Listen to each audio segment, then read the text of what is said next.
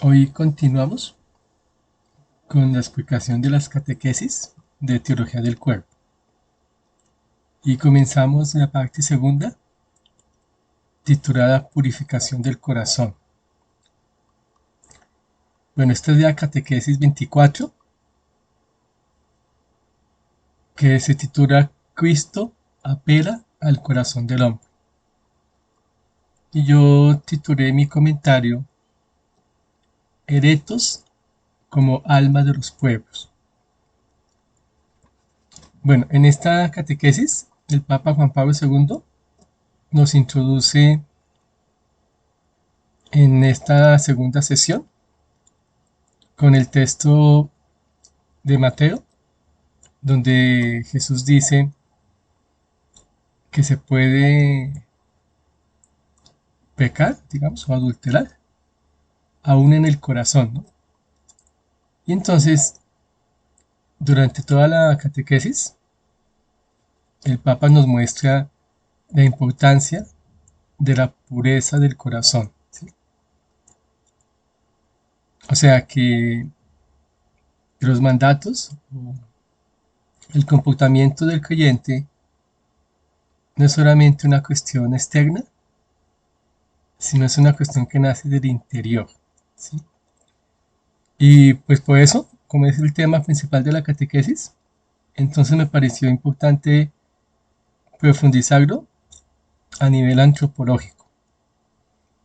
Entonces, de lo que trata mi comentario a continuación es mostrar cómo el comportamiento ético, más que una adecuación a normas externas, tiene que ver con una apuesta interior, con un estilo de vida que nace del corazón, ¿sí? Bueno, entonces veamos y vamos a ir comentando. Erectos como almas de los pueblos.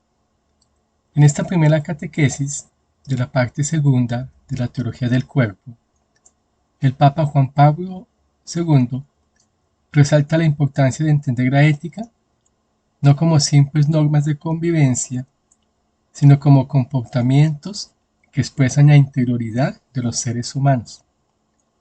Pues ser erectos de una persona y de toda una sociedad es muchísimo más que la obediencia a ciertos acuerdos de interés común. Erectus se inserta dentro del inconsciente colectivo de los pueblos como su segunda piel. Sí, me pareció muy interesante esta, este acercamiento, porque uno normalmente en la vida cotidiana, uno sí digamos que ubica el comportamiento ético dentro de una esfera de vida digamos más externa, ¿no? Que es portarse bien. O sea, haga esto, no haga aquello. Pero no pensamos que tiene que ver es con toda la interioridad del sujeto humano, ¿sí? Por ejemplo, mira, no asumimos que así como somos responsables de nuestros comportamientos y palabras ante los demás, también somos responsables de lo que pensamos y lo que sentimos, ¿sí? Y por eso el texto del Evangelio que utiliza el Papa para hablarnos de esa pureza, que es Mateo 25, Mateo 5, perdón, del Sermón del Monte, ¿no? Mateo 5, 27, 28, es digamos eh, bien escogido, ¿no? Veamos el texto. Mira. Jesús dijo, habéis oído que se dijo, no cometerás adulterio, pero yo os digo, todo el que mira a una mujer deseándola, ya cometió adulterio con ella en su corazón.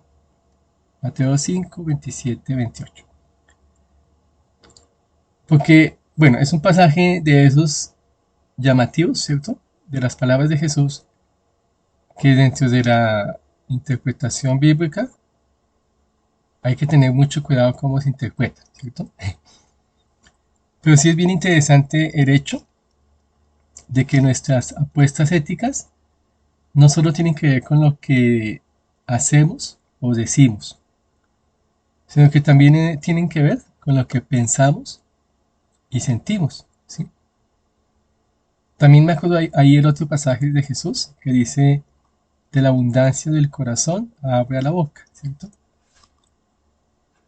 Porque el que tiene un buen tesoro en el corazón, pues dice palabras correctas, güey, y el que no, pues no.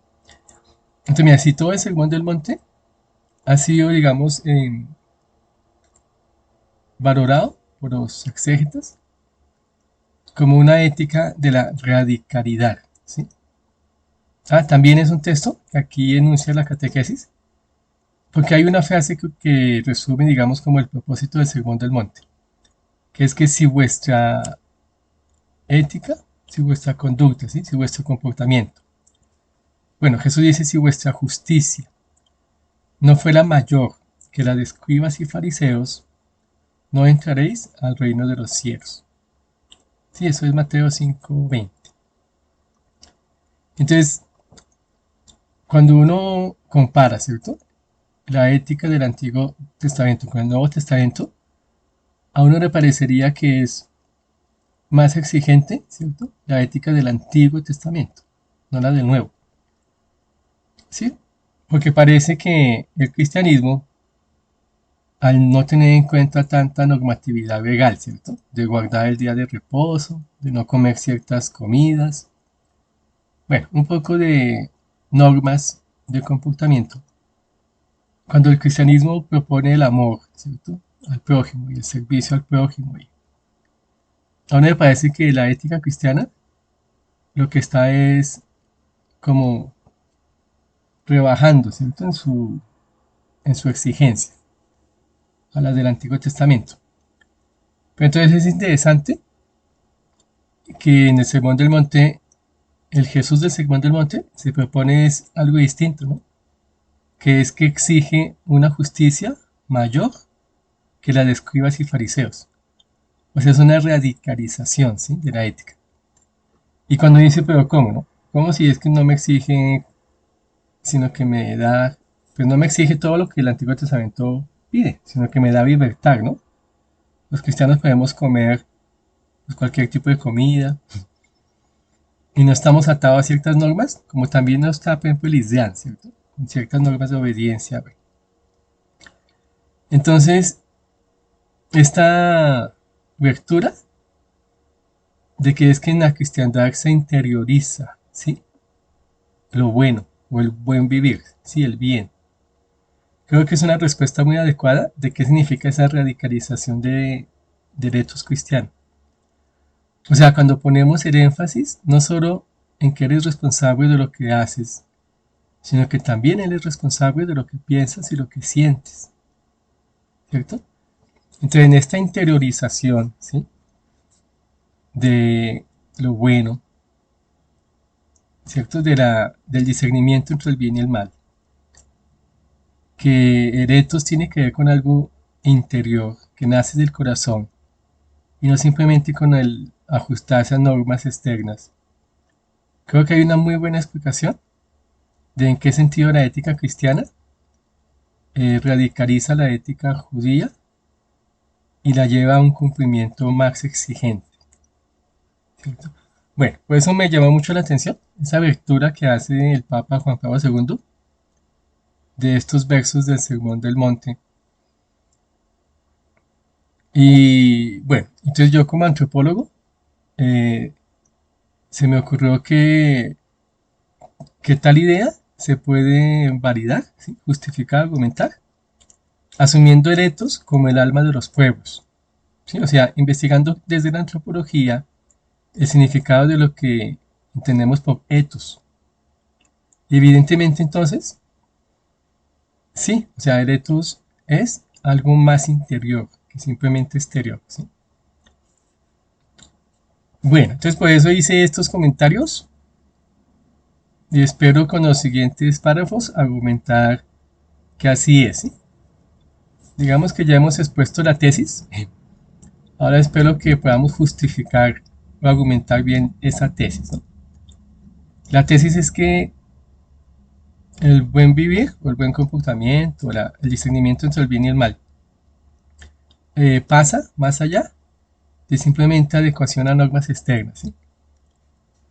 Y llega hasta apuestas interiores, ¿sí? O sea, hasta la esfera del alma humana, ¿sí?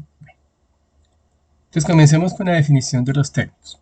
Entonces, mira, el término ética viene del griego ethos, así como el término moral viene del latín mores, y ambos significan simplemente las costumbres de los pueblos en sus procesos de desarrollo histórico.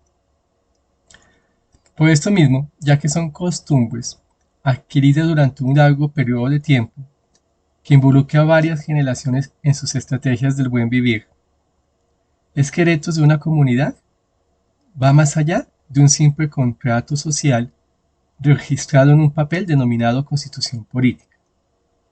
El así denominado derecho positivo del contractualismo contemporáneo, al que se reduce la ética de las sociedades modernas, no alcanza a tener el peso simbólico suficiente para impregnar la conciencia de los individuos, y de ahí la incapacidad de los estados modernos en regular el comportamiento de sus ciudadanos. Bueno, en esta definición de ethos y de lo sí, y moral, primero que todo hay que disolver una confusión que siempre se escucha en los ámbitos de la academia, que es que refieren que la ética tiene que ver con lo social y la moral con lo personal, ¿sí? Lo que uno llamaría en otros términos que la ética tiene que ver con los mínimos de exigencia obligatoria social, y la moral tendrá que ver con los máximos de exigencia personal de uno mismo, ¿sí? Como que una apuesta ética es, por ejemplo, no matar, no ser violento. Y una apuesta moral, un máximo de exigencia personal sería, digamos, no consumir carne de cerdo, ¿sí? Si uno fuera judío o musulmán. Pero cuando uno investiga el uso del término en la filosofía, los autores utilizan los términos indistintamente, ¿sí? Por ejemplo, mira, Kant habla de moral, ¿sí? Por ejemplo, cuando en el texto de la fundamentación de la metafísica de las costumbres, utilizas el término moral. En cambio, Hegel utiliza el término de ética, ¿sí? De eticidad. Por ejemplo, en el sistema de eticidad de Hegel. Y la verdad es que, bueno, haciendo la traducción, ambos se refieren a las costumbres de los pueblos, ¿no? Entonces, cuando, mira, estamos hablando es de esas costumbres que se han venido construyendo a través de generaciones en determinadas sociedades, ¿cierto? Entonces, cada sociedad tiene una costumbre distinta a la otra. Pero evidentemente el término costumbre, desde la antropología, así como otros términos, como el término cultura, va más allá de lo que a veces la gente interpreta, ¿no? Mira, siempre connota, siempre, ¿sí? Una construcción histórica generacional, ¿sí? O sea, una costumbre o sí, una costumbre cultural, ¿cierto? Un ethos cultural. Pues no lo construyen poquita gente durante poquito tiempo, sino muchas personas, o sea, millones de personas, ¿sí? Más de cientos de miles, ¿sí? Durante muchos años, ¿sí? Cientos de años. Entonces uno no puede pensar que una costumbre la hace un simple colectivo pequeño, ¿no? Durante 20 años. Bueno, aquí un chisme antropológico para que entendamos de dónde vienen estas confusiones conceptuales. Hay un texto de los años 90, me parece, de un antropólogo, bueno, o sociólogo, ahora no me acuerdo exactamente la profesión de él, argentino o uruguayo. Siempre que les doy mis datos, recuerden tenerme paciencia y ustedes confirmar exactamente. Se llama Ernesto García Canquini,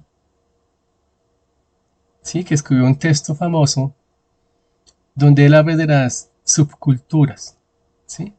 Introduce lo que llama el término culturas urbanas. Entonces, bueno, hablar de culturas urbanas, pues digamos que tiene un sentido, eso dentro de todo el discurso antropológico, bueno. Y en el contexto en que él lo propone, pues está bien, digamos que no hay problema. Pero el problema es cuando uno quiere homologar ese término a lo que entendemos por cultura, ¿sí?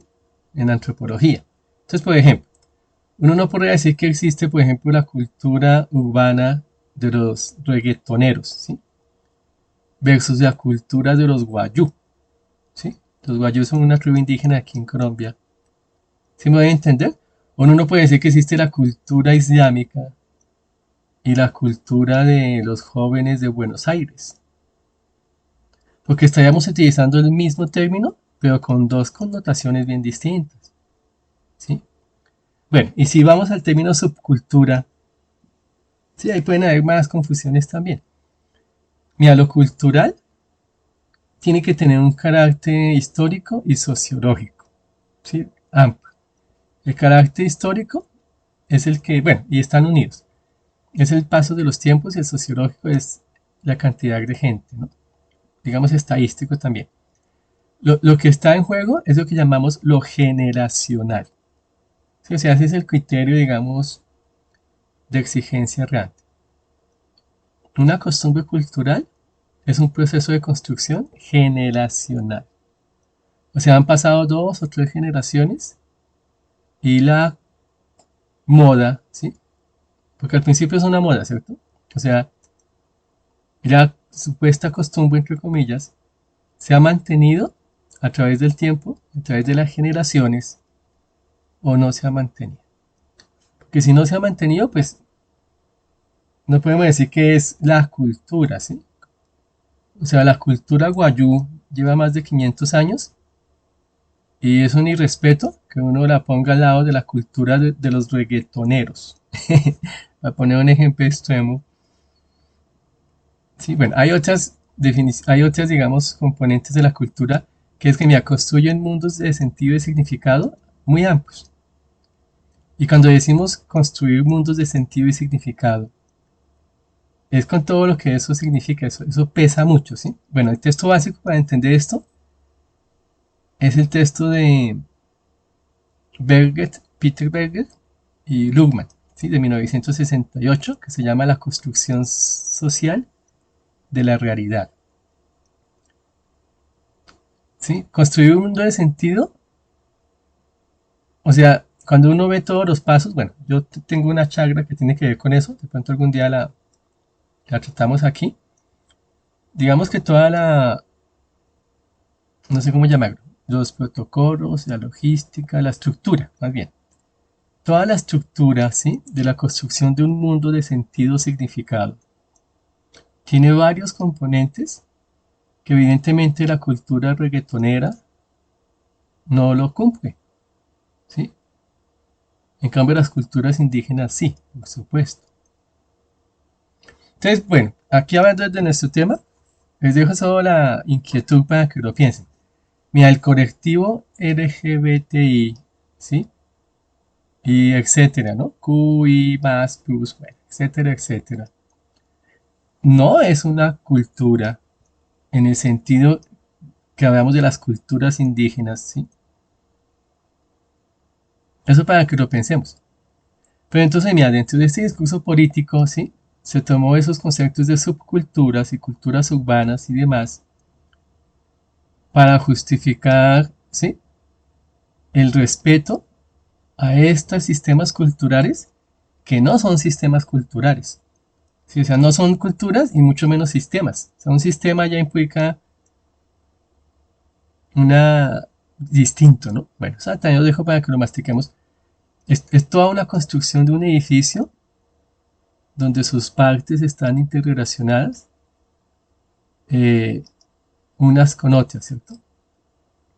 Y en ese sentido, el colectivo LGBTI no es un edificio, ¿sí? O sea, hay un edificio que está en ruinas, porque no se puede construir. ¿Por qué no se puede construir? Porque hay unos planteamientos que deshacen o desdicen. O sea, hay unas apuestas de uno de ellos, de esas iniciales, que desdicen lo que dicen otros, entre ellos mismos. O sea, sea un edificio autodestruido por dentro. Por ejemplo, el discurso de género, ¿sí? Va contra el discurso del transexualismo, ¿cierto? Para un transexual es muy importante el referente biológico de su identidad sexual y de género, ¿cierto? Por eso es que un transexual, evidentemente, comienza un camino de transformación biológica, ¿cierto? Bioquímica y de sus órganos erógenos, ¿cierto? Para un transexual, su identidad de género está evidentemente correlacionada con su referente corporal, ¿cierto? Precisamente porque quieren sentirse mujeres, es que quieren verse como mujeres. Pero para el discurso de género, dice el discurso de género que la identidad de género y sexual no tiene que ver con las condiciones biológicas, ¿sí? Entonces que uno puede en cuerpo de hombre sentirse mujer, ¿sí? Entonces si para el discurso de género uno puede en cuerpo de hombre sentirse mujer, el transgénero o el transgeneralismo pues no existiría. ¿Pero por qué existen los transgéneros? Porque precisamente ellos que están en cuerpos de hombre no se sienten mujeres hasta que consigan estar en un cuerpo lo más cercano al cuerpo de mujer, ¿no? Bueno, también habían, mira, entonces mira, cuando hablamos de un sistema cultural, ¿sí? Que se ha construido generacionalmente, ¿sí? Y que ha permanecido no solo como ideología, como discurso, ¿sí? Que también, aquí había mucho que decir, ¿sí? Sino que ha podido construir instituciones. Entonces, mira, cuando los movimientos homosexuales pudieron construir instituciones, ¿sí? Les pongo un ejemplo. La prostitución pudo construir instituciones, ¿sí? A través de su transitar histórico, ¿sí?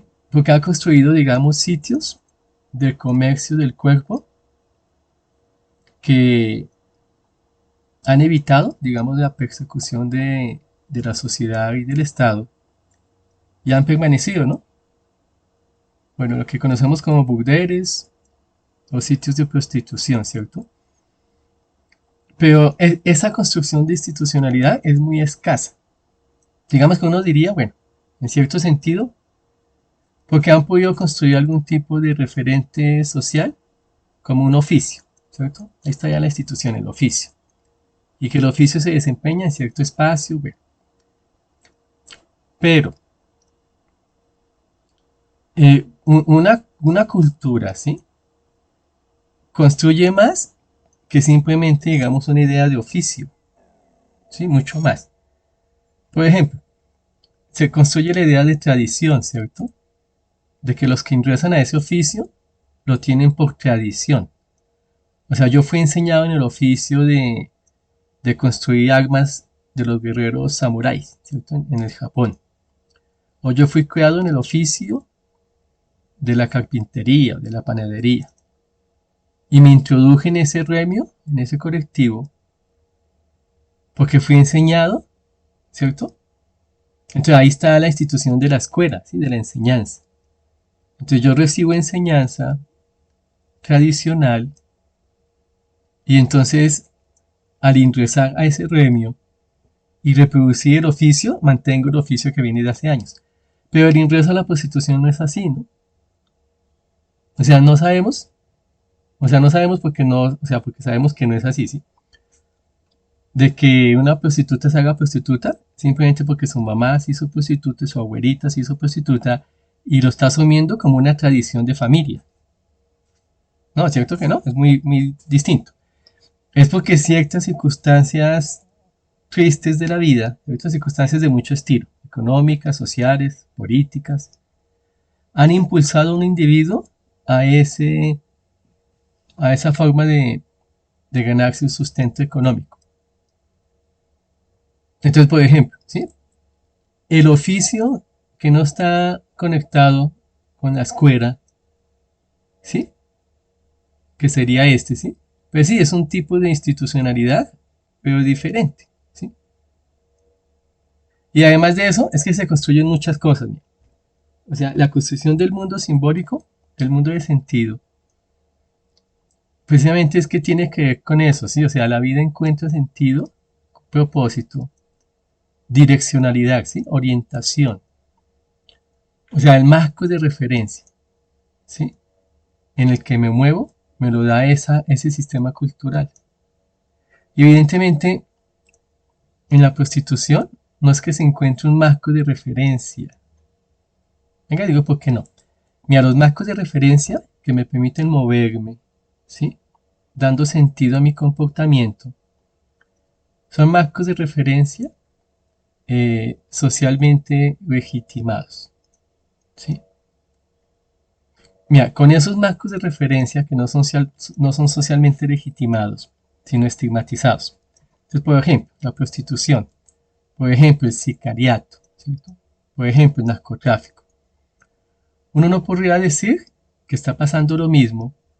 O sea, uno no podría decir que en el sicariato, en el narcotráfico, se construye un mundo de sentido, un marco de referencia que da sentido y propósito al vivir, ¿sí? De un colectivo. Claro, yo sé que en un sentido uno dice, sí, Juan David, porque ahí se están moviendo y esa gente no quiso ser profesional o dedicarse al trabajo y lo que da sentido a su vida es el tráfico de drogas o lo que sea. Pero no, mira, el mismo hecho de que se haga en la clandestinidad, ¿sí?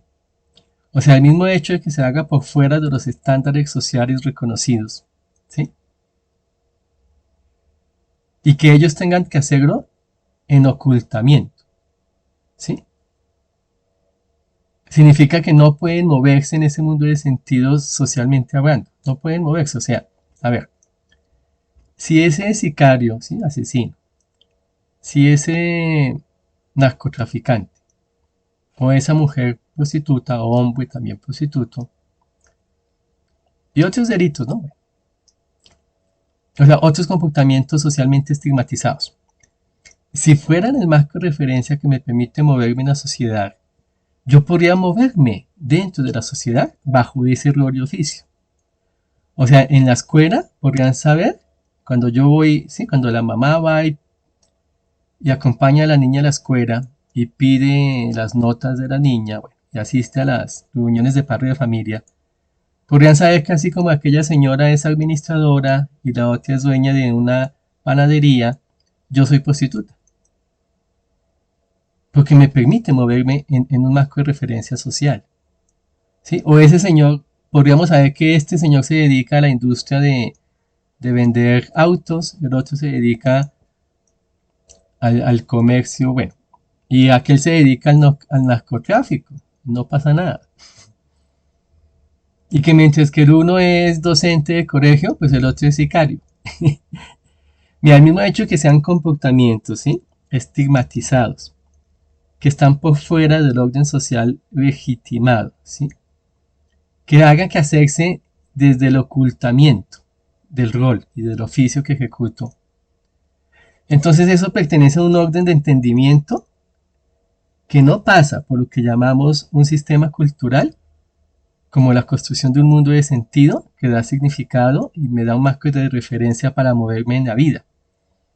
¿Sí? Yo sé que nosotros, bueno, decimos sí porque moverse en la vida significa tal y tal cosa, sí, pero es que mira, entiendo lo que estamos queriendo decir cuando desde la teoría estamos tratando de explicar qué significa una cultura indígena, qué significa un sistema religioso, ¿sí?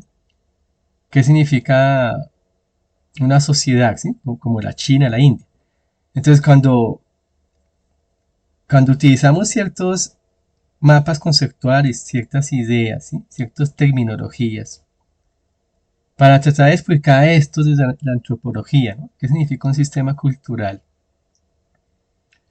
Puede que no haya cabido dentro de la explicación todo lo que está implicado en el asunto, ¿sí? ¿Sí? Entonces, cuando decimos cultura, costumbres, sistemas culturales, está implícito el tema de lo que uno podría llamar en sociología la norma, lo estándar, ¿sí? O está implícito lo que uno llamaría en antropología eh, lo valorado culturalmente, ¿sí? Para estudiar esos comportamientos distintos que se salen de la norma y que están estigmatizados, ¿cierto? desde la percepción de ese sistema cultural, ¿sí? Que estigmatiza ciertos comportamientos, tendríamos que tratar de utilizar términos que no sean ambiguos al respecto. Sí, yo entiendo que decimos que la cultura del narcotráfico, la cultura de, bueno, de la corrupción política, es una cultura. Sí, y pues sí, en la corrupción, en los sistemas políticos democráticos modernos, tal vez han nacido ciertas estructuras institucionales que permiten cierto uso del término la cultura de la corrupción, ¿cierto? Lo institucional es algo que también pervive de generación en generación, ¿no? Que sustenta esa costumbre. Pero entonces no podemos decir que existe una cultura de políticos corruptos y una cultura indígena tal cual, ¿no? Porque ahí el término cultura son dos cosas bien distintas. Bueno, qué pena. Sé que me extendí mucho en la cuestión, pero es que esto hay que entenderlo bien, porque como la gente se queda es con simples términos y no tratan de buscar el concepto, la idea a la que el término se refiere. Entonces, mira, cuando decimos que un etos, ¿sí? Volviendo aquí al parrafito, un etos es una costumbre, y como la costumbre es algo que se construye a través de generaciones, ¿sí? Yo puse aquí, mira, generaciones construyendo estrategias del buen vivir. Porque el etos es el buen vivir. Ah, bueno, ese es otro. Mira, ahí hay otro criterio. El etos es lo que me permite distinguir entre lo bueno y lo malo, ¿sí? O sea, entre el buen vivir y lo que no, ¿sí? Y en ese sentido, no podemos decir que yo tengo un etos de la prostitución, ni un etos de la corrupción, ni un etos del narcotráfico, ¿sí? Porque el etos es de apuesta por el buen vivir. O sea, ¿cuál es el buen vivir del comportamiento sexual? El buen vivir de los negocios. El buen vivir de la política. Eso es lo que llamamos un etos.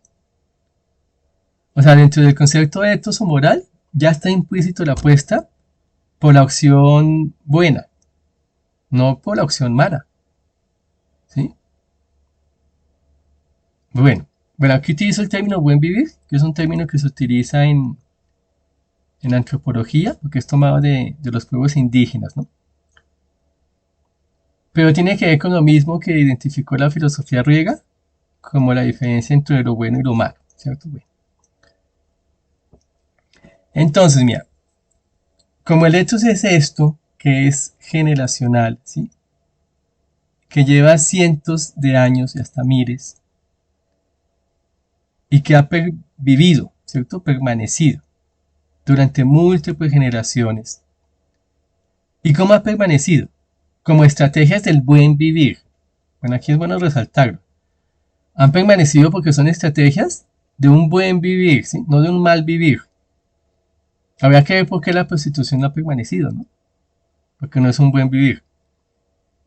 Y evidentemente hay otras estrategias de un mal vivir que no han permanecido, ¿cierto?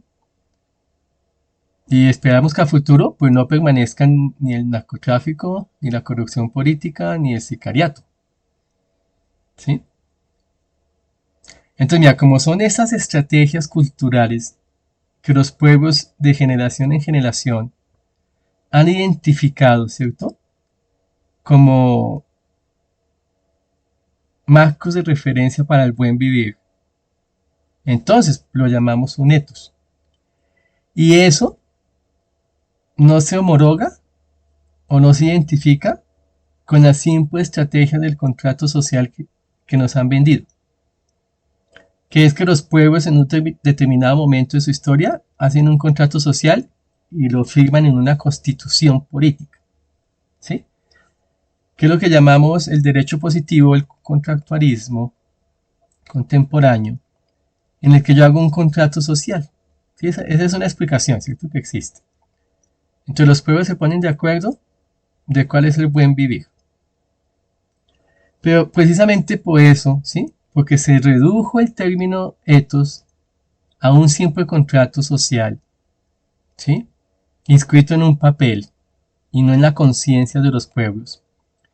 Es que ese derecho positivo y ese contrato social firmado en esa constitución no tiene, ¿sí?, el peso simbólico suficiente para impregnar la conciencia de los individuos, ¿sí?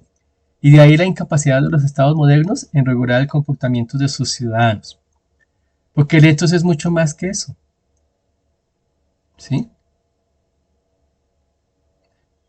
Uno podría pensar y decir, no, Juan David, mira que las constituciones sí permanecen en la conciencia de los pueblos.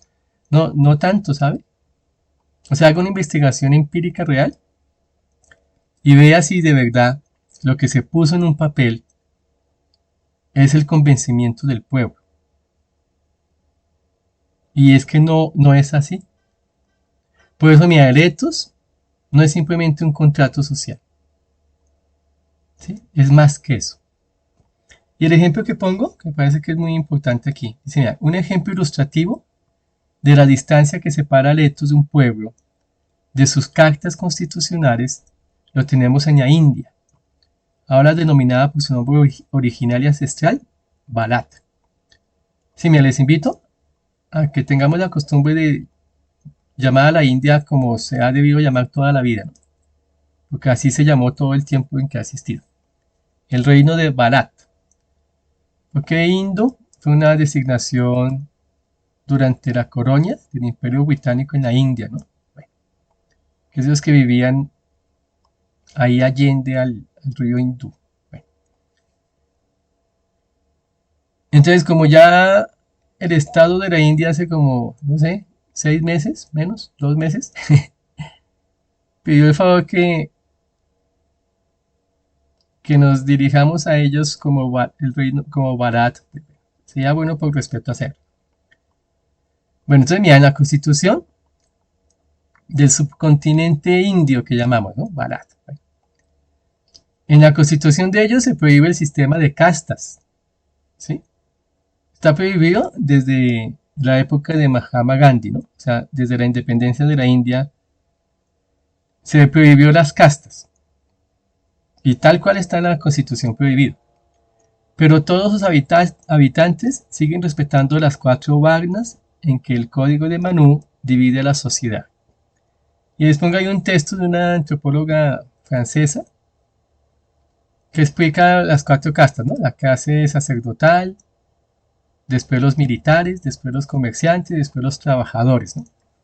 Y por debajo de ellos, los que se llaman descastados. Bueno. Entonces, mira, el hecho de que en una constitución haya un acuerdo, ¿cierto? El contrato social supuesto, no significa que eso sea el ethos de la sociedad. Sí, mira, el ethos de la población india, ¿sí?, es mucho más que la carta o la constitución por la cual se rigen hoy en día. El ethos es una parte del alma misma de un pueblo, ¿sí? Y como es el alma misma, y en ese sentido es que tampoco puede ser un alma que la apueste al mal vivir. Es al buen vivir, porque el mal vivir muere, o sea, tiene la semilla de su propia destrucción, ¿no? Lo que intentan los pueblos es permanecer, no destruirse. Entonces, dentro de un ethos no hay apuestas suicidas. Lo que hay son apuestas de supervivencia, ¿sí? Entonces, si un ethos fuese la prostitución, pues es una apuesta suicida. Porque si todas las mujeres de un pueblo se dedicasen a la prostitución, ¿sí?, pues la construcción de familia sería muy difícil. O si todos los hombres se dedicasen al narcotráfico, o si todos los políticos, todos, ¿no?, se dedicasen al robo y al pillaje. Obviamente que con esas cosas hay que vérselas, y precisamente Eretos es la herramienta que tenemos para vernos con esas cosas. Por eso es que esas cosas, ¿sí?, esos comportamientos equivocados, no pueden llamarse etos, ¿sí? Porque etos es lo que utilizamos para oponernos a ese mal vivir. Sí, por eso se llama ética moral. Entonces, cuando me dicen que hay una ética del robo, una ética de la prostitución, digo, no, estamos utilizando muy mal los términos, ¿sí? Puede que exista una lógica de la prostitución y una lógica del narcotráfico, pero lo que hay es una ética del trabajo, ¿sí? Y ahí es una ética de la sexualidad sana. No puede haber una ética de la violación, que los violadores tienen una ética en su vivir, en su oficio, ¿sí? En su comportamiento.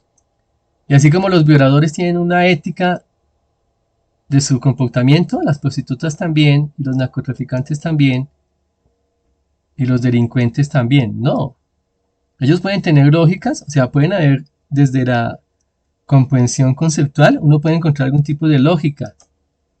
¿Sí? Es que ni siquiera oficios ni a trabajos no son, porque cuando definimos trabajos, el trabajo dignifica a la persona. Y si dudamos, ¿sí? Si Carlos más duda, yo también, ¿sí? Todos los que somos, tenemos algún tipo de comprensión de la explicación marxista de la productividad. Si desde la explicación marxista, ¿sí? Del trabajo, se duda que el trabajo capitalista asalariado sea un trabajo, ¿sí? Pues obviamente que no podemos decir que la prostitución, el sicariato, el narcotráfico sea un trabajo. ¿Sí? Y si utilizamos la palabra oficio, pues tampoco, porque oficio también tiene un referente histórico muy importante, para que digamos que existe, mira, existe el oficio de artesano, ¿sí? Pero para decir que el oficio de artesano se homologa al oficio de delincuente, pues tampoco. Sí, mira el poema es la falacia, eso es lo que llamamos falacias semánticas, ¿sí? Mira, lo primero que hay que hacer cuando tenemos una discusión es definir el uso de los términos para que no haya una falacia semántica, que es la falacia de la ambigüedad, ¿sí? Semántica, que es que utilizamos un mismo término con distintas acepciones o significados. Mira, un ejemplo, cuando hablamos de inteligencia, mira la confusión en que nos meten la falacia, ¿sí? Semántica. Decimos que los animales son inteligentes y que hay máquinas inteligentes y que el niño hasta los 10 años es inteligente. O sea, también es inteligente. Pues ahí ya caímos en la falacia de la ambigüedad semántica. Porque la inteligencia de un niño, cuando decimos que el niño tan inteligente que es, ¿sí? Porque el niño aprende las tablas de multiplicar, digamos. ¿Qué inteligente es el niño? O cuando vemos con un animal de un circo y decimos qué inteligente es el animal. O cuando vemos una máquina y decimos qué inteligente es la máquina. Pues ya cometimos el error, ¿sí? Ya nos pifiamos en el uso correcto no ambiguo de los términos. Porque la inteligencia de esa máquina y ese animal no es a la manera, al modo, ¿sí? Y bajo los atributos y caracteres de la inteligencia del niño. Entonces, estamos utilizando una palabra inteligencia cuyo contexto de enunciación debería remitirse solamente a los sujetos Homo sapiens, pero lo utilizamos en otros contextos, ¿sí? Con los animales y las máquinas, y ya la gente entiende algo distinto, porque una máquina no es inteligente. Una máquina puede tener otro tipo de capacidad, ¿sí? Pero eso, que puede ser responder a estímulos del entorno. No, o el animal, digamos. El animal puede responder a estímulos del entorno. Pero es que la inteligencia del niño va más allá de la respuesta a estímulos del entorno, ¿sí? Y la máquina puede construir sistemas de retroalimentación, digamos. Pero es que el niño, en su comportamiento con el ambiente, va más allá simplemente de la adecuación a sistemas de retroalimentación con el entorno. ¿Sí me voy a entender? Bueno, para investigar eso, les invito a la lectura de John Searle, que es un filósofo de la mente. Y en muchos textos de él ha mostrado que tengamos cuidado cuando hablamos de la inteligencia artificial. ¿Sí? Porque la palabrita que merecen las máquinas, pues no sería inteligencia artificial, sí, pero inteligencia no. Debe ser otro tipo de... Por ejemplo, podríamos decir máquinas altamente reproductoras de respuesta, ¿sí? O sea, pueden producir respuestas de acuerdo a las preguntas que uno le haga, ¿no? Bueno, Entonces, bien, pues es que, bueno, hay un poco de reduccionismos que caemos. Entonces, bueno, erectos, mira, erectos siempre tiene una significación de supervivencia, mira, un etos que no superviva, uno sospecharía que llegó a la condición de etos. Se quedó simplemente en la condición de moda. ¿Sí? Hay modas. Entonces, por ejemplo, la moda, hablemos de una moda que gracias a Dios no pervivió. Uno diría que parece que sí, pero no. Otra cosa es que puede que resurja después de los tiempos las modas antiguas, ¿no? Pero bueno.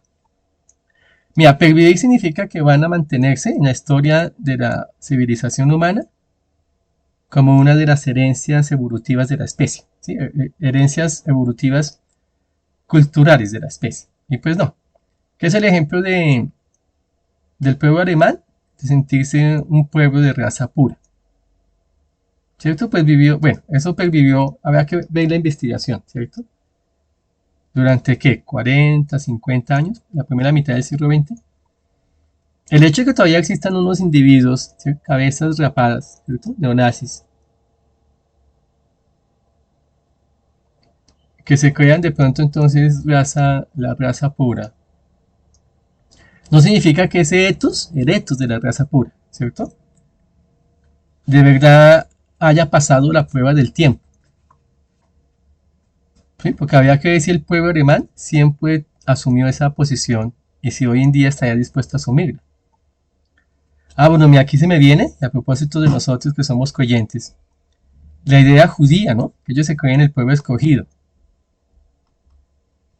Claro, mira, esa idea, mira lo que estoy diciendo, que un etos permite la pervivencia, permanencia de los pueblos. Y por lo tanto, el etos es una estrategia de buen vivir, porque no es suicida, ¿no? Si fuera de mal vivir, pues es suicida. Entonces, un etos económico, pues permite que se mantenga el sistema económico. Entonces, como robar no permite que se mantenga el sistema económico, pues robar no puede pertenecer a ningún etos. Como matar no permite que se mantenga el sistema social o político, pues matar tampoco pertenece a ningún etos, ¿cierto? Porque un etos es una estrategia del buen vivir de los pueblos, ¿cierto? ¿Cómo hacemos para permanecer? ¿Cierto? Bueno, por eso no dudaría que la prostitución, ¿sí? Sería un buen ejemplo, permaneciera. Y para esa permanencia es que los etos, que son sistemas simbólicos, construyen instituciones. Sí, bueno, creo que esta chakra de la construcción del mundo de sentido es importante, la tenemos que ver algún día. Mira, nace de una apuesta, o sea, un mundo de significado, ¿sí? Nace de una apuesta de unos pocos individuos. Claro, sí nace de unos pocos individuos, ¿sí? La apuesta. Y esa apuesta se conceptualiza en un poco de referentes simbólicos, ¿sí? Que con el tiempo construyen institución para que a la muerte de los individuos fundadores, esas costumbres, ¿sí? Debido a la legitimidad conceptual que le otorga el mundo simbólico, ¿sí? O sea, uno construye todo un sistema simbólico que le otorga legitimidad conceptual a la costumbre, al hábito. Y se construye una institución por la cual puede seguir permaneciendo cuando mueren los fundadores. Y entonces si eso ocurre en 3, 4, 5 generaciones, podemos decir que se construyó un etos nuevo, ¿no? Y han habido etos nuevos. Obviamente los etos tienen un origen histórico, ¿no? Bueno, ahí habría que investigar. De verdad me llama mucho la atención como antropólogo y sociólogo la prostitución, ¿no? Pero evidentemente lo que hoy llamamos prostitución no es lo que se llamó hace 2000 años prostitución. Sí, de pronto ni hace 500.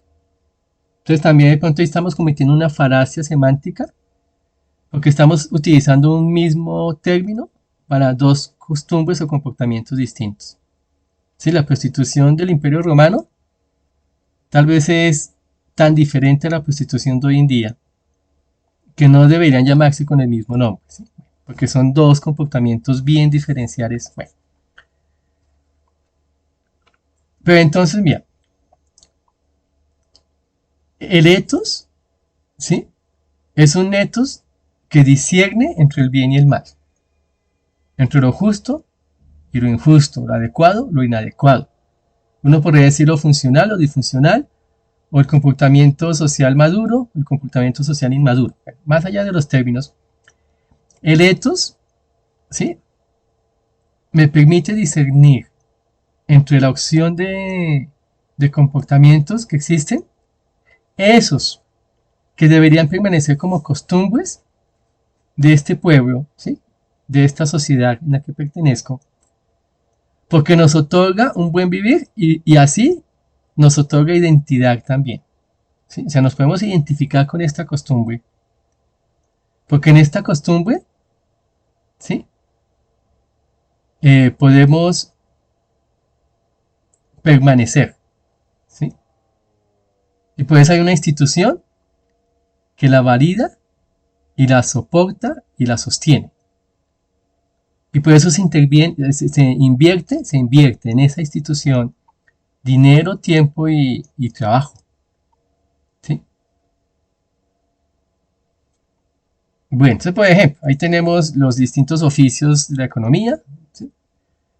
Tenemos el sistema de la escuela, nos estamos inventando sistemas de salud y no hemos podido inventarnos uno que funcione, o sea, de cuidado, ¿no? Sistemas de cuidado. Por el momento el único sistema de cuidado que ha funcionado es que los parientes cuiden de sus parientes. Ahorita nos hemos inventado otros, pero eso puede que no funcione en el futuro. Entonces llamamos ancianatos. Entonces, a los ancianos que los cuide el Estado. Pero puede que no funcione. Y al final puede que los ancianos sean cuidados por los mismos parientes, ¿cierto? Por sus nietos. Y con los niños nos hemos inventado guarderías, pero puede que a futuro nos demos cuenta que eso no sirve. Que los niños debían estar bajo el cuidado de los papás hasta los 10 años, digamos, o de la casa.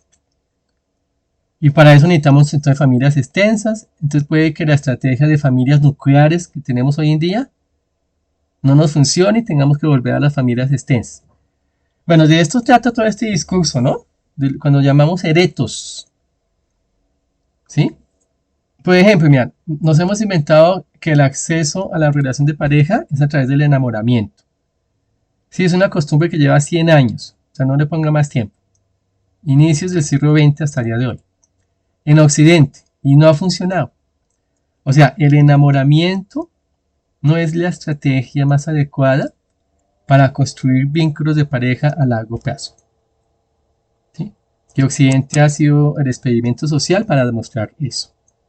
Las otras culturas del mundo que no son occidentales y mantienen que la puerta de acceso no es el enamoramiento, sino el compromiso. En esas culturas, esas relaciones de pareja son más permanentes y es una costumbre que ha durado miles de años. Entonces la costumbre de entrar al matrimonio, ¿sí?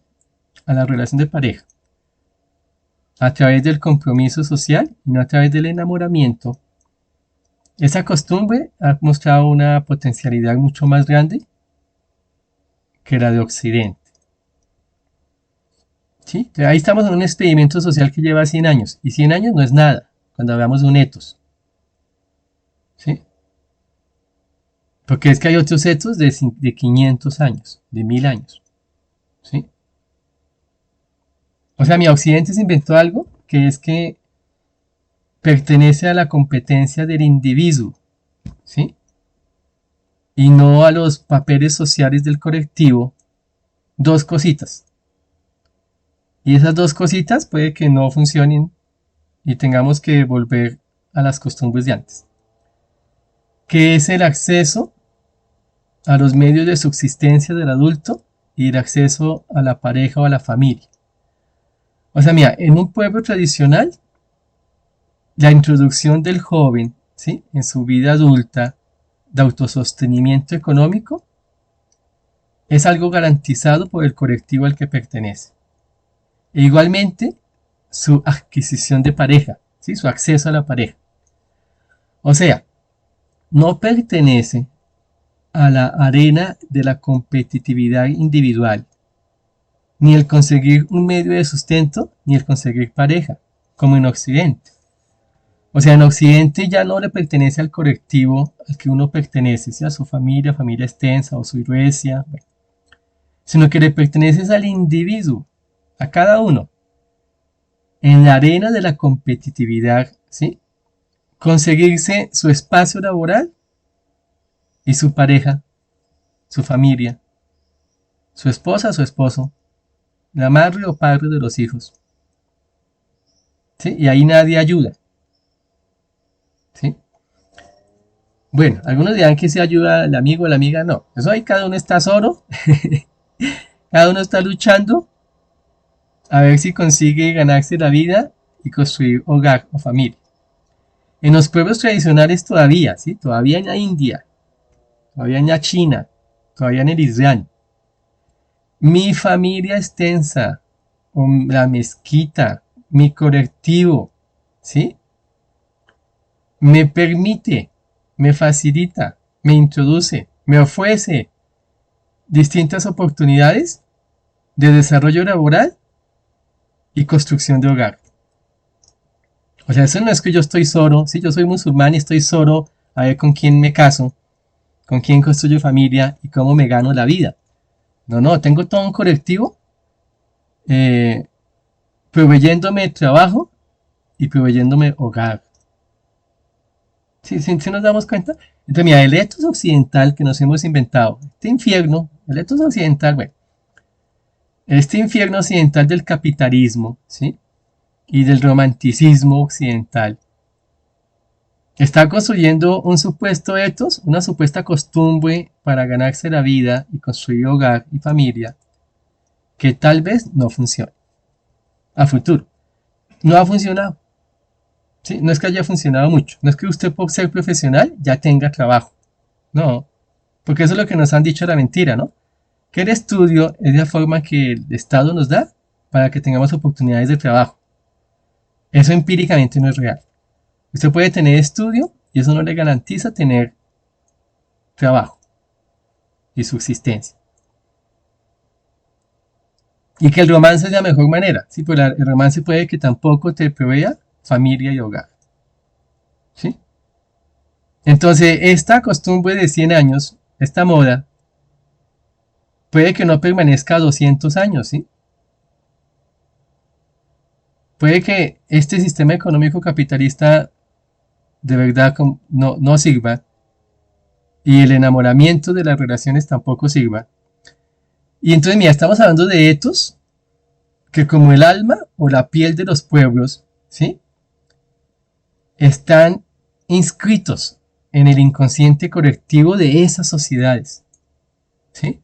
Y por eso son más que simples contratos sociales de adecuación a una norma externa, ¿sí? O sea, mira, no es simplemente que haya un semáforo que me diga no pase y yo me adecuo a la norma, ¿no? Está el semáforo, entonces me quedo quieto con mi automóvil en la calle. No, mira, el etos es más que eso. El etos es más que el cumplimiento de normas del código de policía. El etos es el alma de los pueblos, es el alma de cada uno, que nos da identidad, ¿sí? Y que me permite discernir cuáles son las estrategias del buen vivir,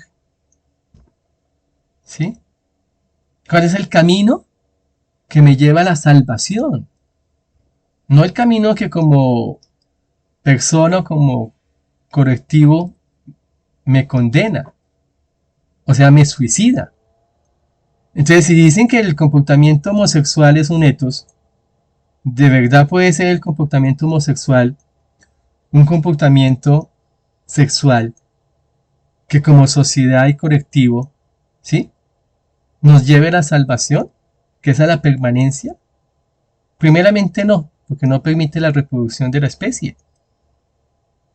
Entonces, mira, si usted se inventa un poco de modas, ¿sí? Porque no pueden llamarse costumbres, y esas modas, ¿sí? No favorecen el desarrollo y la realización humana y la permanencia de las sociedades, eso no es un etos. Entonces no puede haber un etos de la prostitución, porque es que la prostitución no me dignifica, no me realiza, ¿sí? Pueden haber lógicas, ¿sí? De la prostitución o de la corrupción o del sicariato, pero no son etos. Entonces cuando llegan estos pueblos, estas apuestas políticas, estos movimientos de lobby político, ¿no? y nos dicen que hay que defender la diferencia. Claro, pero es que cuando uno dice la diferencia y la inclusión de la otra cultura, del otro rostro humano que tengo al lado, estamos hablando de ciertas culturas, de ciertas sociedades, de ciertas costumbres, ¿sí? Que tienen todo un sistema cultural, ¿sí? Que es el que yo quiero defender como defensor de la diferencia cultural. Entonces, cuando me ponen al lado, mira la falacia tan grande, o sea, la mentira y el engaño. Cuando me ponen al lado que defendamos los derechos de los pueblos indígenas originarios y que al mismo tiempo defendamos al movimiento LGBTI, porque ambos son apuestas de inclusión social, yo digo, no, mira, revolviste dos cosas bien distintas. ¿Sí? Si tú no eres antropólogo, tú sabes que una cuestión son los grupos indígenas, la cultura guayú, embera, bueno, etcétera, ¿cierto? Guambiano, bueno, que cada país tenga. Y otra cosa son estos colectivos LGBTI, Q y etcétera. No es lo mismo. Entonces no me metas en el mismo paquete de la diversidad cultural. ¿Se dan cuenta cómo utilizan el término cultural? No me metas en el mismo paquete de la diversidad cultural a los pueblos indígenas y las nuevas diversidades sexuales de hoy en día. No son lo mismo.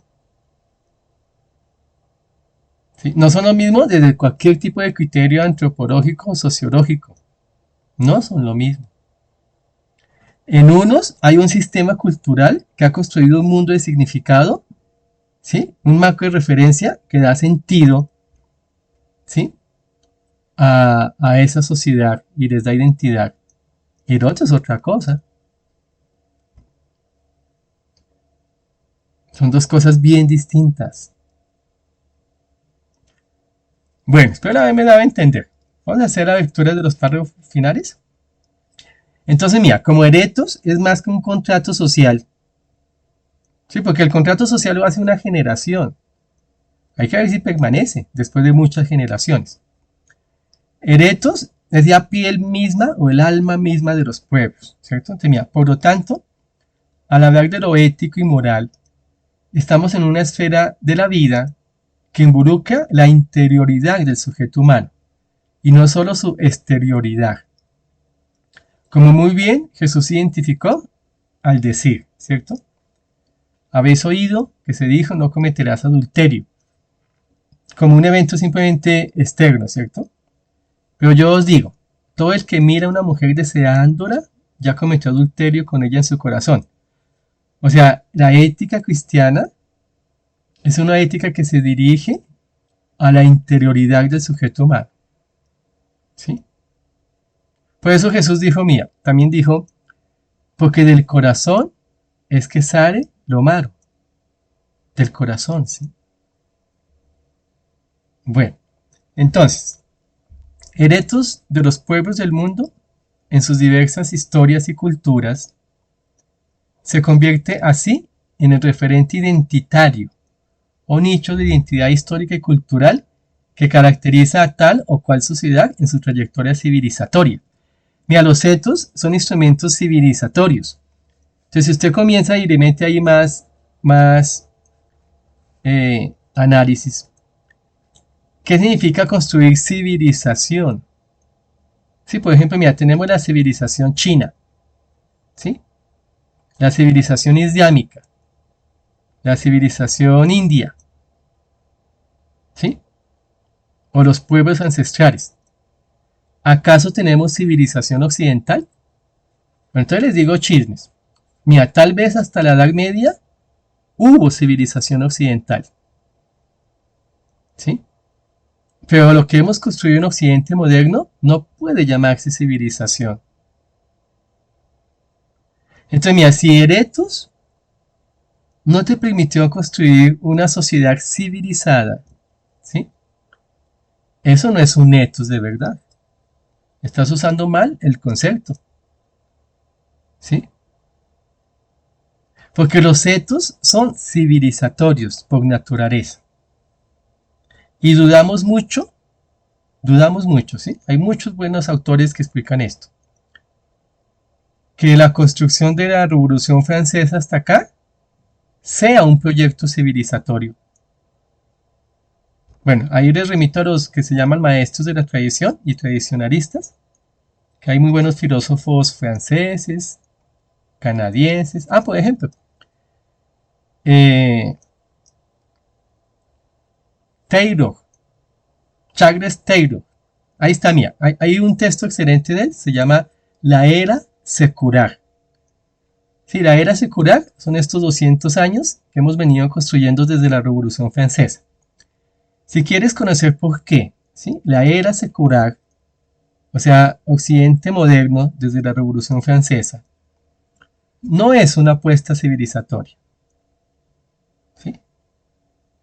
A no ser que entiendas civilización, quién sabe de qué manera. Pero entendiendo lo que es civilización, y ya les doy una pista de eso. Entonces, mira, el texto básico sería el de Charles Taylor, que es un filósofo. Hoy se me olvidó si es canadiense o ringo. Qué pena. Ustedes investiguen Charles Taylor.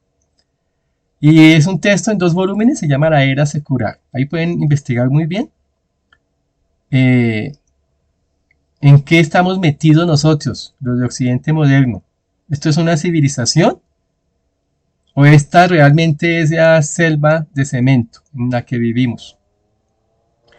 Bueno, mira, una confusión con esto de la civilización es porque en francés Francia comenzó a utilizar el término civilité, ¿cierto? Bueno, en francés, civilitas, en latín, ¿cierto? Entonces, mira, civilité en francés se volvió otra cosa. Entonces, lo que se inventó Francia como la civilité es simplemente lo que llamamos hoy en día normas de cortesía, que es muy distinto. Entonces, la gente piensa que es civilizado comer con cubiertos. Porque si yo como con la mano, si soy musulmán y como con la mano, eso no es civilizado. No, eso no es civilización. Ese fue el concepto de civilité, ¿sí?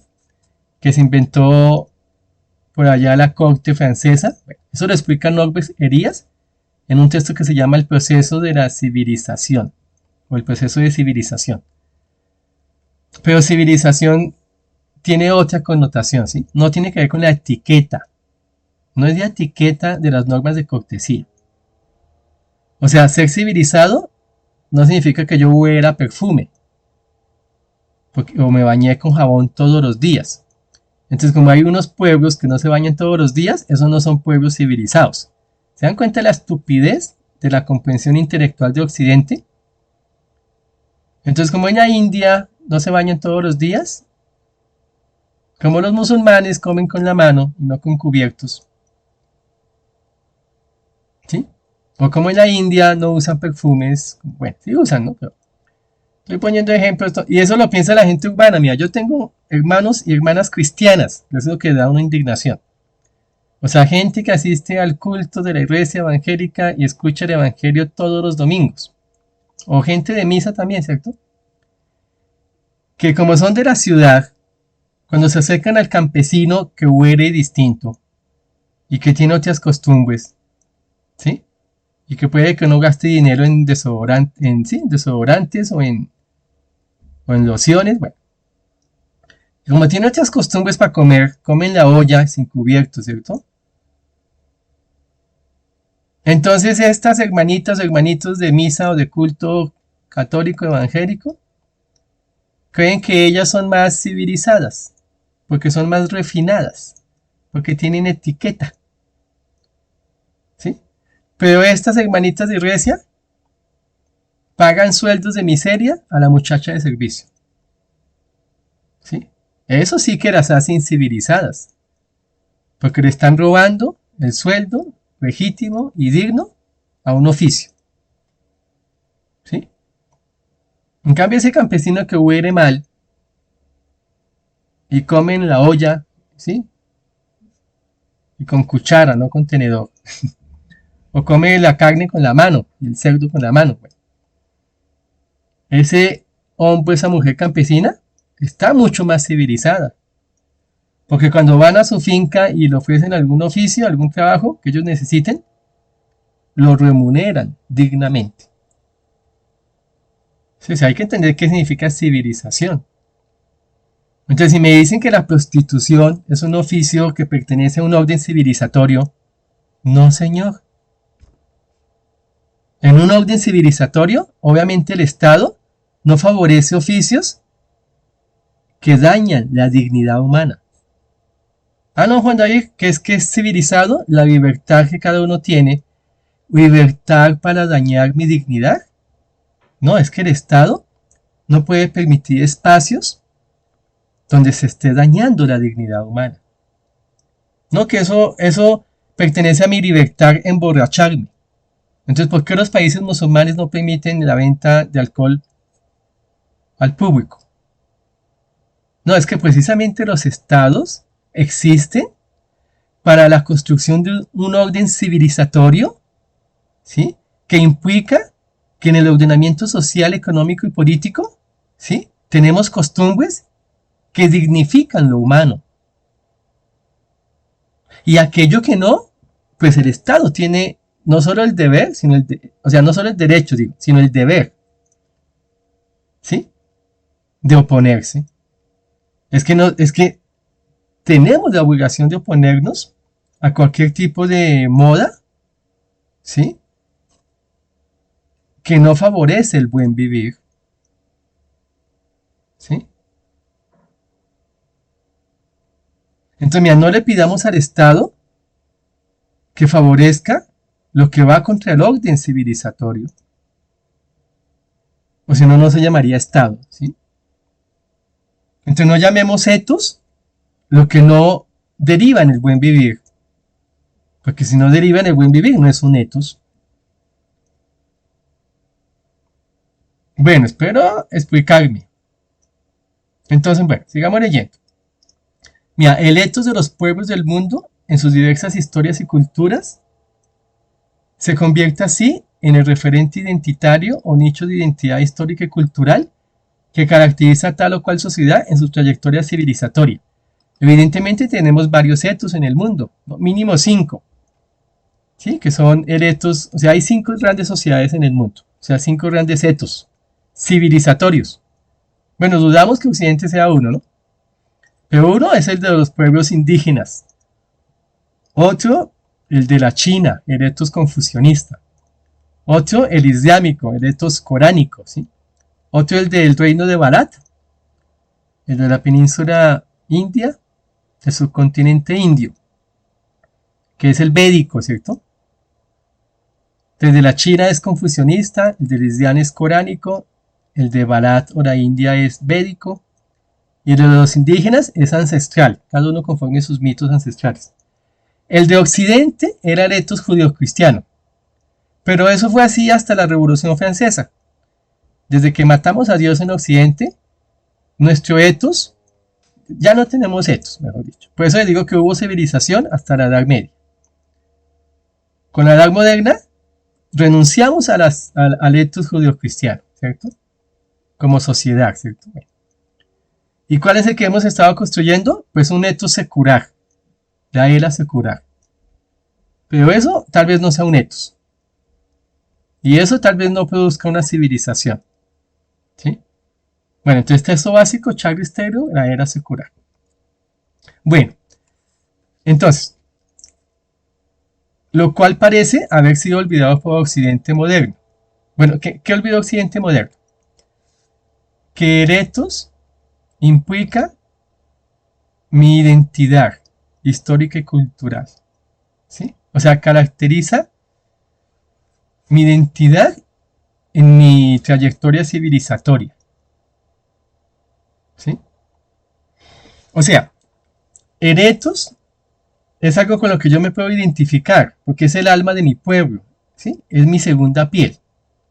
Entonces, si usted me propone un etos con el que no me identifico, pues eso ya no es una apuesta válida. Sí, eso es lo que Occidente no entiende. Mira, el etos es algo con lo que yo puedo identificar. Entonces, si usted me propone un sistema de convivencia social, económico, político, religioso, con el que yo no me puedo identificar, pues no me está vendiendo un etos legítimo, ¿sí? Eso es lo que digo aquí que Occidente pareció olvidar, lo cual parece haber sido olvidado por Occidente moderno cuando intenta trazar políticas de desarrollo contrarias al arraigo cultural de los pueblos. O sea, nos quieren vender costumbres que no son nuestras costumbres y que niegan el arraigo cultural de una sociedad.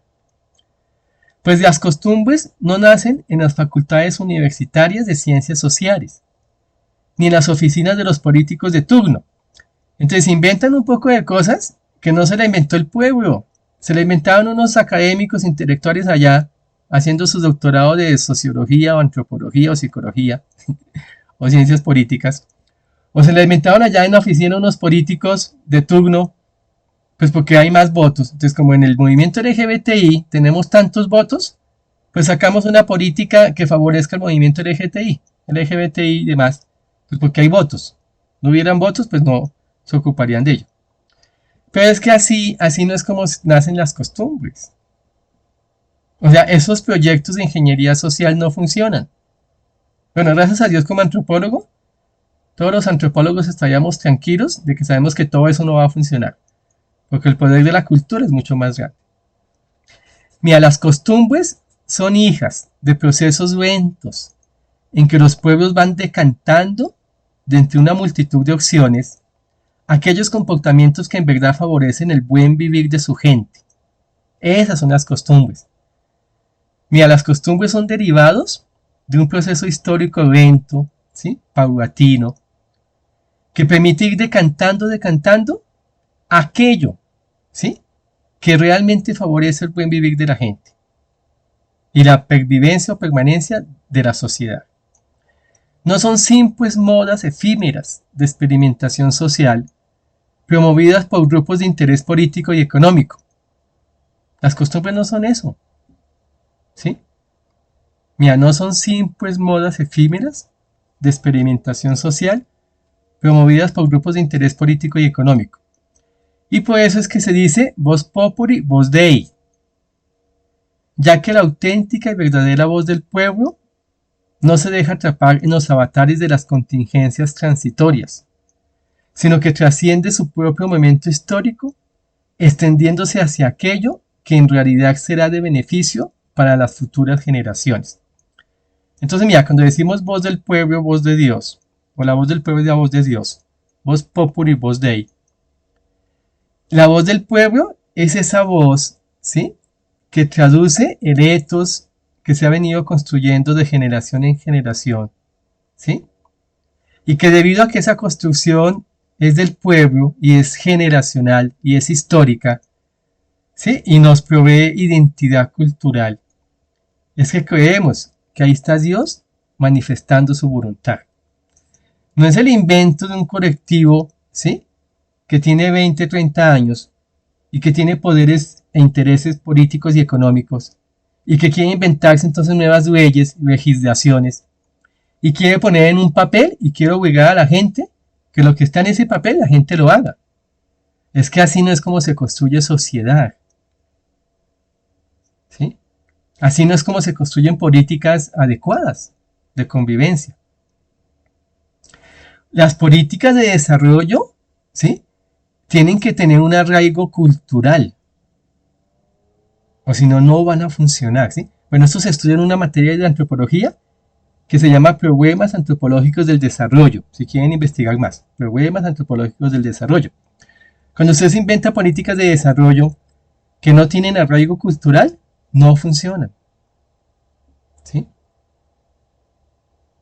Entonces, por eso es que decimos que Eretos es el alma de los pueblos, ¿sí?, su segunda piel. Eretos, como el alma, pertenece a la interioridad. O sea, la ética no se traduce simplemente en que adecuemos comportamientos a normas externas. No pase el semáforo en rojo. No bote papeles en la calle. No escupa en la calle, ¿sí? No, mira, el etos es más que esa normatividad externa, ¿sí? El etos es un conjunto de costumbres, ¿sí?, que se han transmitido de generación en generación y que yo he asumido porque me dan identidad y me ofrecen un marco de referencia en el cual puedo moverme, pero puedo moverme porque derivan en el buen vivir, en mi realización como persona, ¿sí? Me hacen mejor persona, mejor sujeto humano. Y por eso digo que es mi ethos. Mira, si alguien dice que su ethos es tal y lo que hace es dañar su persona, robarle su dignidad humana, eso no puede llamarse ethos, ¿sí? Por eso es que no hay un ethos homosexual, ni hay un ethos de prostitución, ni hay un ethos de la corrupción. No, mira, el ethos son esas costumbres que me permiten un buen vivir. Y no solo mío, sino el de mi entorno. Y es un buen vivir tan bueno que permanece y que permite que mi sociedad permanezca, ¿sí? Y que se transmitan esos valores y esas costumbres. Y que se construyan instituciones. Se construyen instituciones alrededor de esas costumbres para el mantenimiento y fortalecimiento de esas costumbres. ¿Sí? Como el de la familia heterosexual. La familia heterosexual es una institución que porque permite el buen vivir, entonces reinvertimos dinero y reinvertimos cualquier tipo de o sea, de lo que necesite. O sea, ¿qué necesita esta institución para permanecer? Entonces, políticas del Estado, auxilios económicos, valoración social, no estigmatización social, sino valoración social. ¿Sí? Entonces, mira, los etos construyen institución y las instituciones facilitan la supervivencia de los pueblos. ¿Sí? Por eso las modas que la gente quiere que defendamos, ¿sí? Que no van a permanecer porque son simples modas pasajeras y que no van a volverse institución porque no favorecen el bien de nadie, ¿sí? Porque no dignifican lo humano, pues esas no son apuestas éticas a las que podamos comprometernos. Bueno, espero haberme explicado muy bien. Eh, los que quieran investigar más pueden escribirme por el privado y les recomiendo textos. Por el momento, La Era Secular de Charles Taylor. Y bueno, que Dios nos bendiga y nos vemos en la próxima charla. Bueno, esta fue la catequesis 24, ¿no? Si quieren adelantar sus lecturas, entonces pueden ir leyendo la catequesis 25. Bueno, que Dios nos bendiga y que pasemos una buena noche.